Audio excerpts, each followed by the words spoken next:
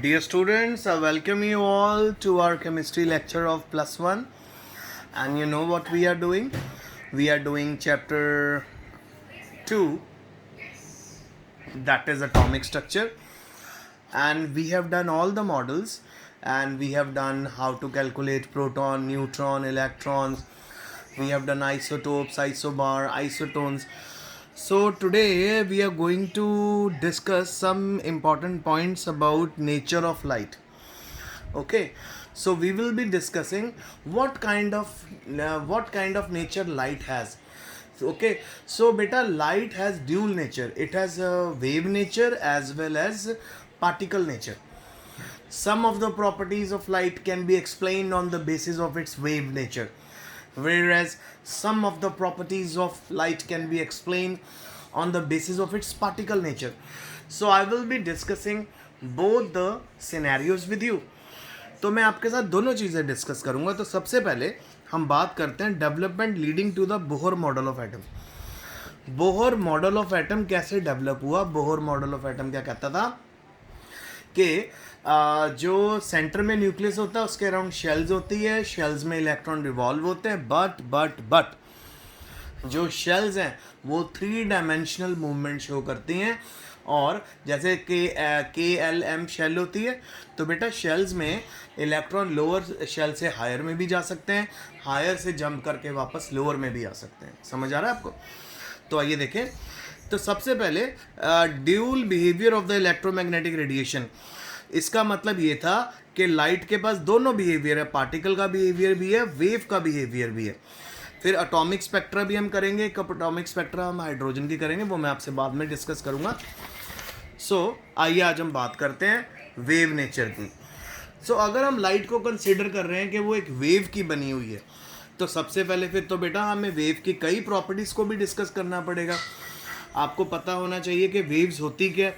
तो क्या देखिए, कोई भी disturbance which originate from some vibrating source, और जो ट्रेवल करती है आउटवर्ड्स आगे की तरफ और कंटिन्यूअस सीक्वेंस में और क्रिएट करती जाती है क्रस्ट एंड ट्रफ, उसको वेव बोलते हैं. कोई भी डिस्टर्बेंस जो कंटिन्यू करती जा रही है और जिसमें क्रस्ट और ट्रफ बनता जा रहा है, उसको वेव बोलते हैं.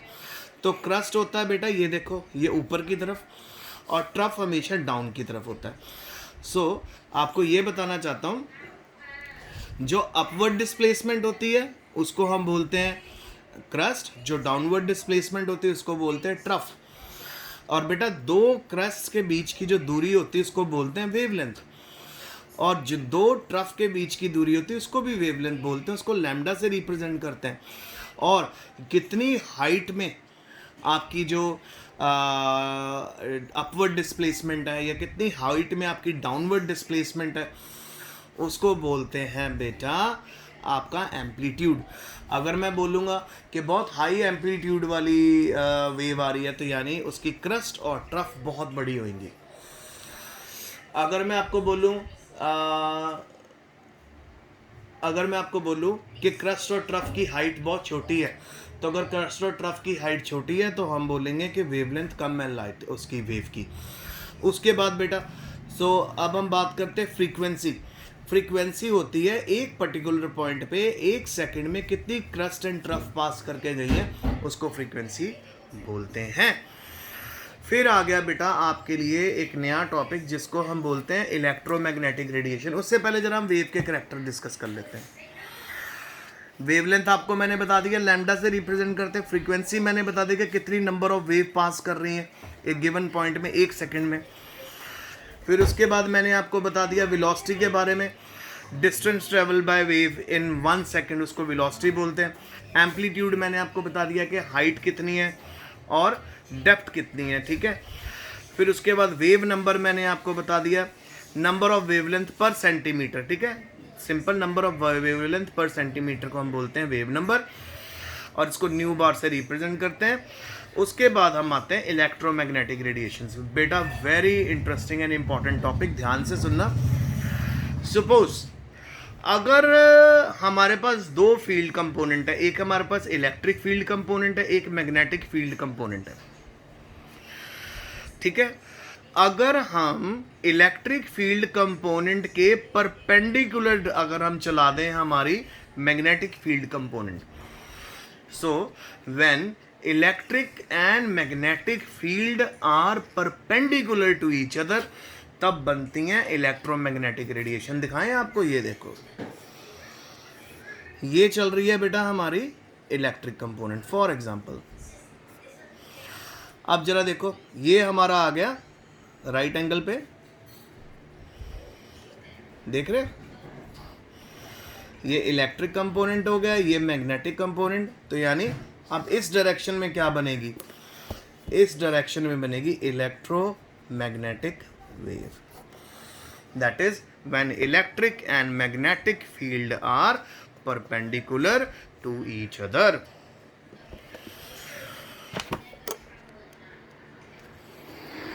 आप थोड़ी सी थ्योरी इसकी हिस्ट्री डिस्कस कर लेते हैं। तो बेटा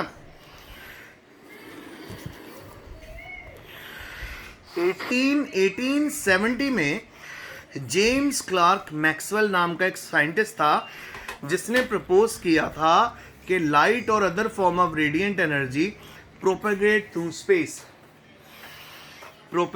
space in the form of wave.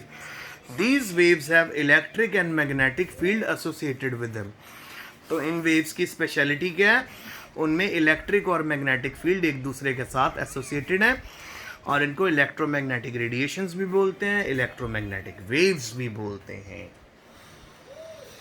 ठीक है, अब हमारे पास कैरेक्टरिस्टिक्स है इलेक्ट्रोमैग्नेटिक रेडिएशन के पढ़े। पहला कैरेक्टरिस्टिक्स क्या है, कहता कि these waves consist of electric and magnetic field that oscillate in the direction perpendicular to each other। जब इलेक्ट्रिक और मैग्नेटिक फील्ड एक दूसरे के परपेंडिकुलर चलेंगे तो बनेगी इलेक्ट्रोमैग्नेटिक रेडिएशन। ठीक है, फिर उसके बाद यहाँ पे आपको मैंने डायग्राम दिखा दिया। तो बेटा यहाँ पे हमने दो एक्सिस ली हैं। एक एक्सिस जो एक्स एक्सिस है वो रिप्रेजेंट करती है एक जो एक्स एक्सिस है वो रिप्रेजेंट कर रही है डायरेक्शन ऑफ प्रोपोगेशन। ठीक है, अब ये देखिए आपके सामने इलेक्ट्रिक कंपोनेंट एक में, उसके परपेंडिकुलर चल रहा है हमारा मैग्नेटिक कंपोनेंट और क्या बन रही है, इलेक्ट्रोमैग्नेटिक रेडिएशंस बन रही हैं। ठीक है, उसके बाद हमारा सेकंड पॉइंट है all electromagnetic waves travel in the same speed में ट्रैवल करती हैं। अगर हम वैक्यूम क्रिएट कर लेंगे, the speed of all type of electromagnetic radiation is 3.00 into 10⁸ per meter per second और इस स्पीड को स्पीड ऑफ लाइट भी बोलते हैं। ठीक है, और हम आगे जा रहे हैं। तो अब आप नोटिस कर रहे हो कि इलेक्ट्रोमैग्नेटिक वेव्स ना आप कह सकते हो वैक्यूम में भी ट्रैवल करती हैं, यानी इनको मीडियम नहीं चाहिए ट्रैवल के लिए। अगर आप साउंड को वैक्यूम में ट्रैवल करवाओ, साउंड वैक्यूम में नहीं ट्रैवल करती बेटा। साउंड वैक्यूम में क्यों नहीं ट्रैवल करती, क्योंकि उसको मीडियम चाहिए प्रोपेगेट होने के लिए। पर इलेक्ट्रोमैग्नेटिक वेव्स ऐसी रेडिएशन वेव्स हैं जो वैक्यूम में भी ट्रैवल कर सकती हैं। तीसरा पॉइंट इलेक्ट्रोमैग्नेटिक रेडिएशन का ये है, these electromagnetic radiations do not require any medium for propagation। जैसे for example light reaches us from the sun through empty space.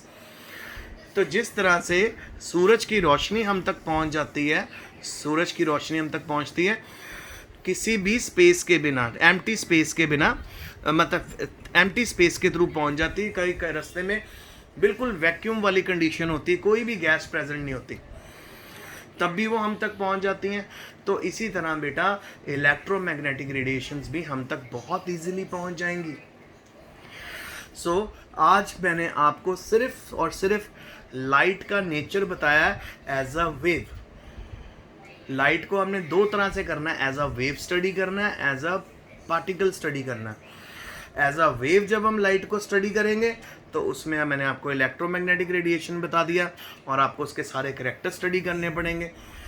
आपको लाइट को समझना पड़ेगा एज अ वेव कि उसमें क्रेस्ट है, उसमें ट्रफ है, उसमें वेवलेंथ भी है, उसमें फ्रीक्वेंसी भी है, उसकी वेलोसिटी भी होती है, उसका एम्पलीट्यूड भी होता है, उसका वेव नंबर भी होता है, और ये सारा मैंने आपको एक्सप्लेन कर दिया।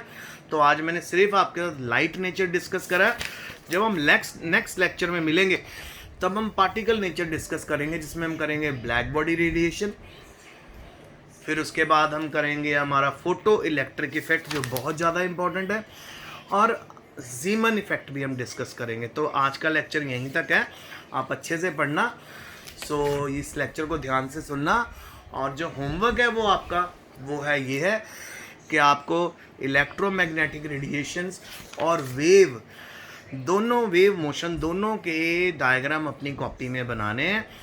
इसके लिंक में मैं होमवर्क भी आपको भेज दूंगा रिटर्न वाला। तो stay safe, stay home, study hard.